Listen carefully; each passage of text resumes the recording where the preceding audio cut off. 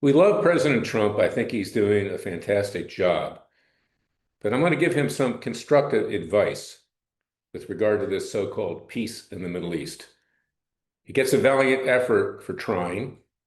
I thank him for getting the hostages out. So do many Israelis, although we haven't gotten out many of the dead hostages. But he's going about it right now, I think, in a way that needs to be adjusted, or shall we say, modified. There's no way that Hamas is going to relinquish control of Gaza unless by force. It's not going to happen because of Qatar. It's not going to happen because of Turkey. It's not going to happen because of Indonesia or any other country.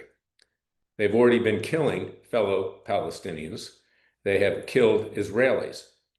This was a perfect opportunity after the hostages were released to eliminate Hamas totally, to give the Israelis a free hand to do the job that needs to be done.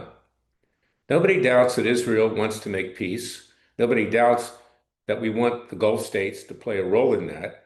Very, very important. And I commend President Trump for creating a closer relationship with Saudi Arabia, the United Arab Emirates, and other countries. But the fact is, you can't leave Hamas there.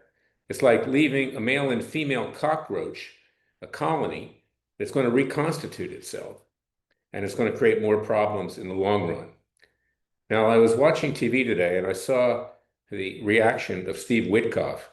I mean, he's like a kid. I really don't understand, frankly, why he's involved in all of this. He's getting a lot of accolades, but I don't see it. It just is not serious. I don't think that the other side sees him as serious. They see President Trump as serious. Perhaps they see Jared Kushner, President Trump's son-in-law, as serious. But Kushner acts like a little kid in a candy store. Like, gee, isn't it great that we got everybody here together? Well, I think it's not a question of how great it is that people are in the same room.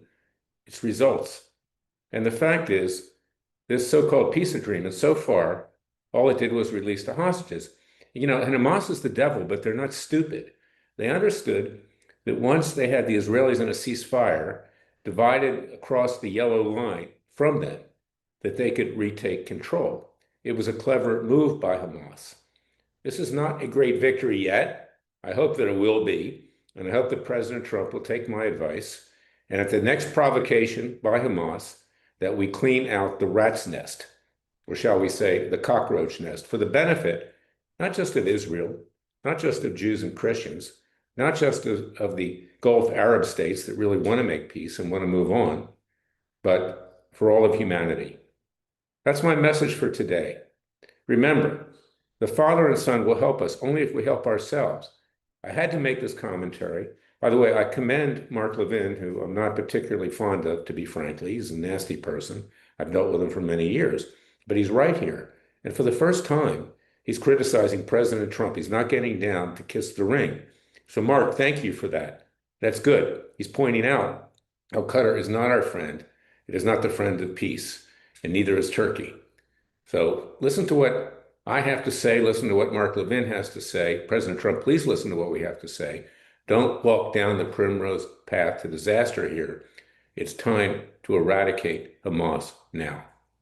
I'll be back tomorrow with another special podcast. Until then, thank you for listening to me.